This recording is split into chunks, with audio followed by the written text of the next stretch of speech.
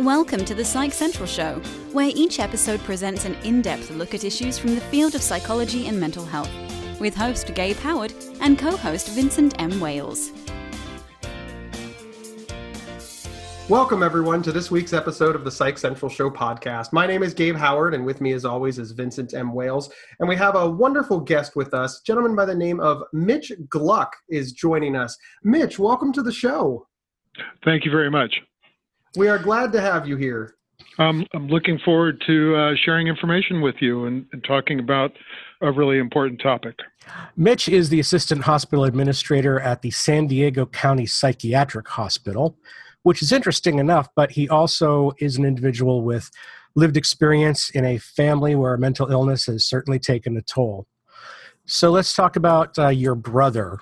Your brother had a particular mental illness, correct? That's true. I have four brothers, so three brothers all together currently, but one of them developed mental illness, specifically schizophrenia, in his late teens, 19, although the family didn't really recognize it until he was 20 or 21. And unfortunately, like a lot of individuals who suffer from mental illness, he struggled for the rest of his adult life. He refused treatment, lived homeless a majority of all those years, would come home every once in a while unannounced and could stay for a day, a week, a month, just to whatever his tolerance level was, and then he would take off and nobody'd hear from him. And this went on for 20, 25 years of his life. How did that affect your family, knowing that your brother was homeless much of the time? Well, I'd have to say the whole ordeal of his illness had a huge impact on the family. In the beginning, I was already living in Arizona. They were all living in California. And the first signs that he had illness was they overheard him talking to people in his room who did not exist, acting kind of in a bizarre way. It came on very insidiously. So I think the initial symptoms, behaviors were even ignored or perhaps explained away. But as his illness got worse and worse, what a lot of families experience is what my family experienced is seeking help, not understanding the system of care, dealing with a lot of bureaucracy, dealing with a lot of laws that don't make sense, or not understanding the laws, not knowing how to navigate the services and the legal system, while pleading with my brother to get help to no avail. And when he would go and disappear, live on the streets and so forth, my family, we were petrified that the next phone call would be somebody calling us to tell us that they had found him dead or something along those lines. And the stress was tremendous on everybody. And it was very hard for the family to even stay cohesive. Everybody had a different perspective on what needed to be done. Everybody reached a frustration level at different points. It caused a lot of conflict within the family. My father, at some point, after years of dealing with the legal system and restraining orders, et cetera, felt that he just needed to back away. There was no more he could do, while at the same time, my mother, who was extremely religious and very, very devoted to her religion, did not want to give up, continued to go out searching for him in her car. His existence became her whole life, even though he could have been gone for a year or more before she would ever see him again, because she was afraid that if she didn't go looking for him, he would end up dead. And the conflicts within the family grew even deeper over the course of time in terms of what should we do, what can be done, and disagreements over that. The stress, the anger, the shame, the guilt, the reflective thinking, particularly on my parents' part, in terms of what did they do that may have contributed to this? Was it their fault? Should they have seen the signs earlier? Could they have done something differently? And then the brothers feeling helpless as well, in particular myself and one other brother who was an attorney, trying to help resolve it through some legal means. and myself, given that my field is mental health, behavioral health, being a professional in the field, and being at a loss for what to do, trying everything I could think of as I understood the field and as I understood mental health and mental illness, and still not having any success. Mitch, this was all taking place in what, the 80s? Yeah, this was taking place late. I'd say his first onset was probably the very latter part of the 80s, but the family really became aware of it for the first time like in 1990, 1991. Okay. When my father and mother overheard him talking to himself about wanting to kill them in their sleep. And that's when they called me, and they were in tears on the phone, scared and not knowing what was going on. And that was the first clue I had that there was even a problem. So this went on for, as you said, something like 20 years or more, and it didn't end well. No, it didn't. It wasn't going well all along. And, after this many years, there was kind of a resignation, I think, within the family that nothing was going to get better for my brother unless he broke the law somehow and ended up involuntarily in treatment. But otherwise, I think they became, as we all did, just kind of used to a pattern, after so many years of his showing up sporadically, infrequently, and not talking to anybody, staying at the house, but not coming out of the bedroom, for however many days, and then disappearing. And they always kept their door open for him, certainly with hope that something could change. Back in October of 2008, he came home and he actually stayed for several months. Appeared to everybody that he had stabilized a bit, that he was not in an acute phase of his illness. We had all seen over the years going from an acute phase to it going into remission and then back into an acute phase again. But he seemed to be somewhat in remission where the symptoms were subdued. Next thing we knew, one night in January of 2009, my brother and I get a phone call from the police that they had found our parents. We had actually put out a call to them because we couldn't find our parents. To add a little bit to the story, we had left messages at their home, and they weren't calling us back and so forth. So my brother called a friend of his with the police department saying, our parents seem to be gone. This is unusual. Could you ping their cell phone for us, see if you can locate where they are? And in the meantime, the brother that contacted the police drove over to their house here in San Diego. And by the time he got there, he found the street cordoned off with police cars and the medical examiners. Our friend on the police force had actually driven out to their house right away, knowing about our brother who's mentally ill and suspecting something was wrong. And they found our parents had been killed in their sleep. As it turned out, our brother, who was mentally ill, is the one that killed them. I'm very, very sorry to hear that. I imagine that would be very devastating on any family, not only for the death of your parents, but knowing that another family member was involved and a family member that you had been worried about for so long. What happened to your brother as a result of this? Well, initially, he disappeared. He killed them in their sleep and then took off. And the U.S. Marshals finally found him in Mexico, but he had been missing for slightly over a month before they located him. And they brought him back, obviously arrested him and put him in jail. And then he went through an enormously lengthy legal process, which is, from our having gone through it with him, we understand is more the norm, unfortunately, for a lot of families in particular that have to endure such a thing. It took 3 years for the legal process to finally play out. But in the beginning, he was transferred to one of the state hospitals to be evaluated to determine whether or not he was mentally competent to stand trial. That took, approximately 6 to 9 months before he was determined able to stand trial and was returned to San Diego. And then through a series of, lengthy legal steps, preliminary hearings, postponement of hearings, and so forth, it took another 2 years before it resolved with a plea agreement on his part. It was a roller coaster ride for the rest of us, as well as I can imagine for our brother. One of the most fascinating aspects of it is that once he was hospitalized at the state hospital, that was really the first time he received treatment, medication.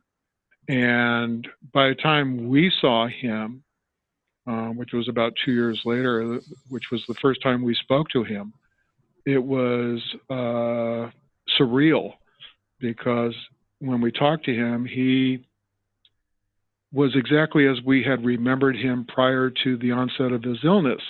And it was simply because he had been in treatment for several years, which had made all the difference. And one of the very sad aspects to the whole story is it was very obvious how different things could have been had he ever been in treatment to begin with. He ended up making a plea agreement and being incarcerated in prison here in San Diego. And I forgot exactly how long the sentence was, but it was going to be somewhere in the neighborhood of 40 years. He was convicted of second-degree murder, but he ended up dying from cancer while he was in prison. When did he realize what he had done? He realized it the night that he killed them. He realized what he had done, although in his having an acute psychotic episode at the time, he perceived, according to him, that he was really trying to protect himself and an uncle that lived in the house. He perceived that our parents were trying to kill him and the uncle. And in his way of perceiving the world and in his way of having delusional thinking, et cetera, that goes along with the psychotic episode, it made perfect sense to him to do what he did. When we first talked to him several years later, while he was still in jail here locally, going through the legal process, an incredibly emotional experience to have the conversation with him. We did not know what to expect, because the last time we had what I consider a rational conversation with him had been 25 plus years earlier. And as I said, when we did talk to him, we were just astounded by how normal he appeared. He appeared to be symptom-free. His thinking was as sound as anyone else's thinking, as sound as my thinking. And we talked to him about that. We asked him, and he cried. I mean, he was devastated by what had happened and what he had done. And he talked about how he used the movie as an analogy of Groundhog Day, that first thing that occurred to him every morning that he woke up was what he had done to his parents. And he struggled with that. He struggled with that, but he also struggled with his fears that everybody in the family hated him and would have nothing to do with him.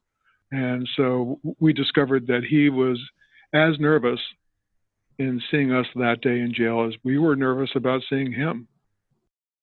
This episode is sponsored by BetterHelp.com. Secure, convenient, and affordable online counseling. All counselors are licensed, accredited professionals. Anything you share is confidential. Schedule secure video or phone sessions, plus chat and text with your therapist whenever you feel it's needed. A month of online therapy often costs less than a single traditional face-to-face session. Go to BetterHelp.com/Psych Central and experience 7 days of free therapy to see if online counseling is right for you. BetterHelp.com/Psych Central. One of the things that stands out about what you've just described, and of course I've seen it so many other times here in California, is that your brother was found competent to stand trial. But the truth of the matter is that at the time of the crime itself, he clearly was not competent. Yeah, there's this disconnect in the legal system that I just don't understand.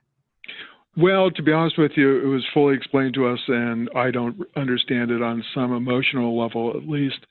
The definition of competency to stand trial is not the same thing as saying that the person is no longer mentally ill or is unable to competently make decisions for themselves, the basic litmus test to stand trial is, can you understand the proceedings against you, and can you assist your attorney in your defense? But you can still have delusional thinking, you can still be acutely ill and deemed competent. Now, I've not really looked up the history of this, but I understand that the laws in California changed dramatically after the city councilman in San Francisco was killed over what was called the Twinkie defense, and that there was significant outrage. And so legislation was passed to further define competency to stand trial, which took the definition further away from how you would perhaps define competency if you were a clinical person. He was clearly not competent at the time that he killed our parents, but from a legal standpoint, was he an imminent risk? The legal system said no, and that he knew he was not an imminent risk. Could he develop a plan? Yes, he did develop a plan. Could he develop a plan to escape? Yes, he could. And so from a legal perspective, that pretty much canceled out even the potential of a mental health defense as a part of his attorney's strategy. So they did not pursue a mental health defense. I'm just speechless because that still makes no sense to me. Yeah. Yeah, it's hard. It's hard. You know, my being on both sides of the fence, my being a professional in the field, dealing with this frequently, dealing with the unfortunate part of seeing a lot of people who suffer from acute mental illness and frequently concomitant substance abuse, which just exacerbates it, and watching them come into the hospital on an involuntary basis. They are in tremendous pain and they are extremely disabled, cannot be held accountable for their behavior, their actions, their thought process. It's truly an illness, and it's an illness beyond their control. And even those who do get treatment, sometimes it can take a long time before treatment has a significant impact in a positive way. The legal system and the clinical systems in some ways run parallel, but in a lot of ways they are far apart. And that's just one of the many challenges for family members. You know, I understood the system much better than any of my family members did, and yet I felt just as exasperated and frustrated as everybody else in the family in terms of why can't we get something done? You know, the number of times, for instance, that the police were called out to the house to come out and with the hope that they would put him on what's called a 5150 and an involuntary status and take him into the hospital to force treatment. And the number of times that the police came out, took a report, but felt that he did not quite meet the criteria as they understood it for an involuntary hold. And he was very bright, very articulate. And even when he was acutely ill, he had a way of knowing exactly what to say to get himself out of those situations. And it led to a lot of depression in our family, besides the ongoing fear and the stress. And again, even the conflict between family members in terms of knowing what to do. And I think ultimately, even a fear that my parents had, that should this continue on for years, what will become of him after they have passed? Who will take care of him? Who will watch out for him? And I'd say the last 20, 25 years of their lives, their marriage, were spent in a great deal of pain. I imagine so. In the wake of all of this, how has the rest of your family come together? It's been an amazing journey. It's been an amazing journey. You know, needless to say, right after the death of our parents, I'd say to varying degrees, the remaining brothers all felt anger, probably some hatred, some immediate resolution that we never wanted to talk to him again. And we had to go through our own healing, even though the legal process is painfully slow. And I'm sure very painful for families. You know, gave me insight into families that just experienced the like the murder of a child, and somebody's been brought to justice, and how long they have to wait until they feel that there is some closure for them so that they can move on emotionally. This took us 3 years. But in our case, I think there was a silver lining that it took 3 years, because it gave us time to go through the parts that we had to go through without it being rushed. It gave us time to work in terms of our own feelings, finding some common ground, helping each other as well through it. And then when we first interacted with our brother several years later, and he was still in jail, we got very much in touch with his humanity, his fears. And we realized if we hadn't already, because I had one brother who just had a real struggle up to the end, but we realized that, here is our brother. We lost our brother back at the very beginning of the illness. That's when we started to lose him. We lost our parents, obviously, but then because of the event, we lost our brother all over again. And when we spoke at his hearing, we acknowledged that we not only lost our parents, but we lost him, and we felt very badly for what he was going through. He was a victim of the illness, just like anybody else, as much a victim as our parents were a victim of it. And I'd say that the experience and connecting with him again when he was well enough to be able to have a relationship with us, that was instrumental in bringing the healing back together. I have one brother who lives out of state, but the rest of us actually traveled up to the hospice, which is the prison hospice up in Vacaville. We went up every week and spent the weekend up there with him while he was in hospice, and we were with him when he died. And I think that was really important to him. He felt from all of our visits that we weren't abandoning him, that we still loved him as a brother, we forgave him. And I think that brought tremendous relief to the pain he must have been feeling from the realization of what happened. But it also brought a lot of relief from the pain we were feeling too. And so there was a healing for all of us in the end. And I'd have to say, looking back on it, I don't think it could have worked out any better under the circumstances than it did. Wow. Thank you so much for sharing that story with us, Mitch. I know it can't be easy to talk about. It's not easy. And there are many times where I, in my quiet moments, I will reflect back on it and I will think about the loss and how easily it could have been avoided, at least in my own mind, how easily it could have been avoided. But it gives me an incredible amount of understanding that I don't think I quite had as a professional. I intellectually knew what people were going through, but having experienced it gives me an understanding on a whole different level, and empathy on a whole different level for what, unfortunately, many families go through. And I think, in our mental health delivery system, in the culture that we live in and how we deal with mental illness and behavioral health issues, I think frequently the families are the victims that kind of get lost in the shuffle.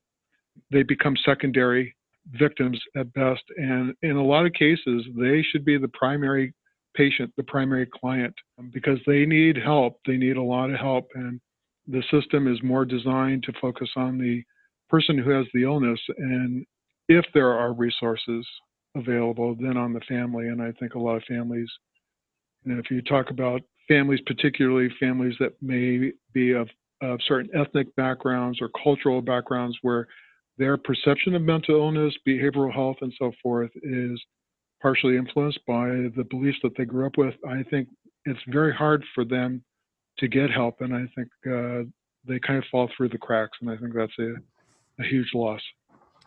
You're absolutely right on many things. One of the things that makes being a mental health advocate so difficult, and as someone who lives with bipolar disorder, I've been a mental health advocate. Well, I was forced to be a mental health advocate the day that I was diagnosed, but when I started my advocacy, I really had this, patient first mentality, and I really saw everything from my perspective. And by my perspective, I mean, white middle class.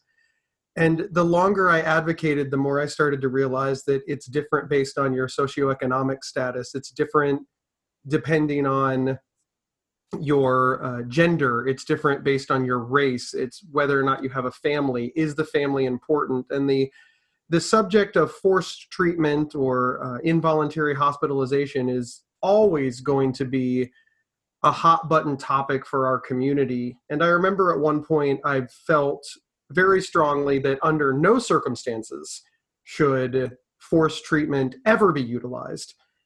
And then, of course, I had to back off of that quickly when I started to see more and more evidence of its necessity. And I always follow up and say, we're not doing a good job of determining when forced treatment is necessary, but we've done an absolutely abysmal job of determining when forced treatment needs to end.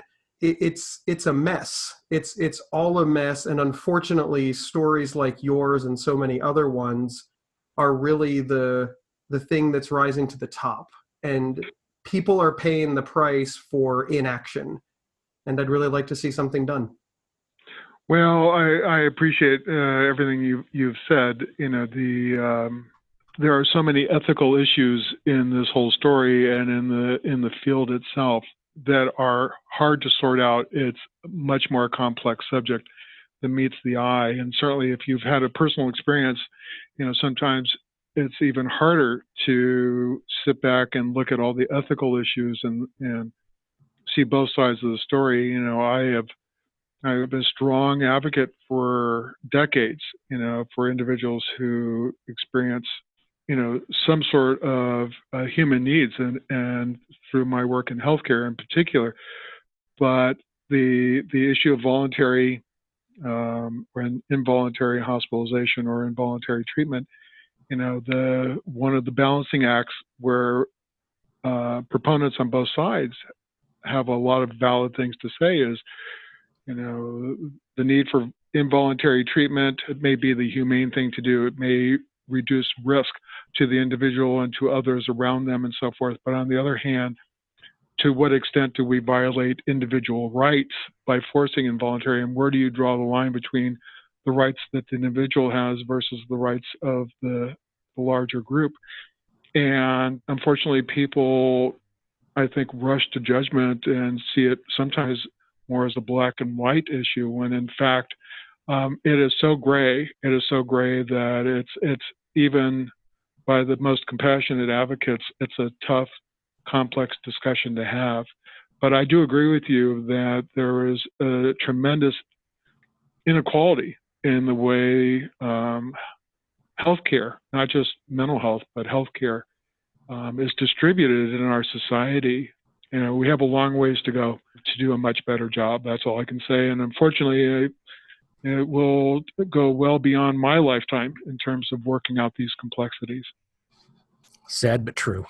Sad but true. Well, thank you so much for being on the show. We really, really appreciate it. Oh, well, thank you. One of the ways in which I have healed from the whole experience is by speaking to others and hopefully providing some education and some thought for people who are experiencing it or may experience it or who are working with people who experience it. I mean, everybody, most everybody can speak to knowing somebody who suffers from mental illness or substance abuse and, family stress related to that. And I teach at Cal State, and every year they ask me to do a seminar for the faculty around this issue. And I go, and I've been doing it for 5 years now. And what surprises me still is the amount of emotion that it exudes from the people who have come to listen. And then people come up to me and tell me their personal stories. And it's probably one of the most gratifying experiences I have. I still feel every year like, you really want me to come and talk? I'm not sure I have that much to offer, but I'd be glad to come and talk. And then at the end of it, after talking to people individually and so forth, it's just an incredible feeling.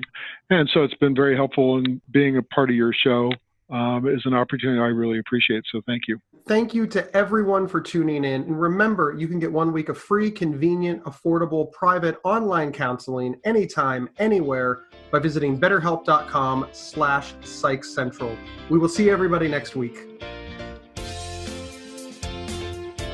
Thank you for listening to the Psych Central Show. Please rate, review, and subscribe on iTunes or wherever you found this podcast. We encourage you to share our show on social media and with friends and family. Previous episodes can be found at psychcentral.com/show. Psychcentral.com is the internet's oldest and largest independent mental health website. Psych Central is overseen by Dr. John Grohol, a mental health expert and one of the pioneering leaders in online mental health. Our host, Gabe Howard, is an award-winning writer and speaker who travels nationally.